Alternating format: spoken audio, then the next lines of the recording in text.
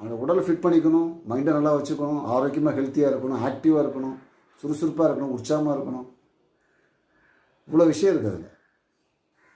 இப்போ நார்மல் பர்சனை விட அவன் கொஞ்சம் அப்நார்மலாக இருந்தால் தான் அவனால் வந்து அச்சீவ் பண்ண முடியும். அதனால தான் கலைத்துறை சார்ந்தவர்கள் ஒரு நாட்டே ஆள்றான்னு நான் நினைக்கிறேன். ஏன்னா அந்த ஆளுமை குறையாமல் அவங்க வச்சுக்கிறாங்க தன்னை. அது பேச்சாக இருக்கட்டும், செயலாக இருக்கட்டும், எண்ணமாக இருக்கட்டும், எல்லாமே ரொம்ப பாசிட்டிவாக தான் இருக்காங்க. அதனால தான் மக்கள் வந்து அவங்கள வந்து கொண்டாடுறாங்க, அவங்கள வந்து அவங்க ஏற்றுக்கிறாங்க. ஸோ நீங்களும் வருங்காலத்தில் நடிகராக வர போகிறீங்க. ஒரு படி ஸ்டெப்பு வச்சுட்டீங்க, முதல் படி பயிற்சின்னு ஒரு படியில் உள்ள காலை வச்சுட்டீங்க. அடுத்தடுத்து முயற்சி, வாய்ப்பு, நடிகனாகிடுவீங்க. இது காலத்தினுடைய கட்டாயம், அப்படி தான் ஆகும். காலத்தினுடைய சுழற்சி. நீங்கள் எதை நோக்கி உள்ளே போகிறீங்களோ அடுத்த கடத்துக்கு உங்களை கொண்டு போகும். அது எல்லா காரியத்துக்கும் ஒரு காரண காரியம் எல்லாமே எதுவுமே நடக்காது. நான் சொல்ல உங்களுக்கு புரியுதா?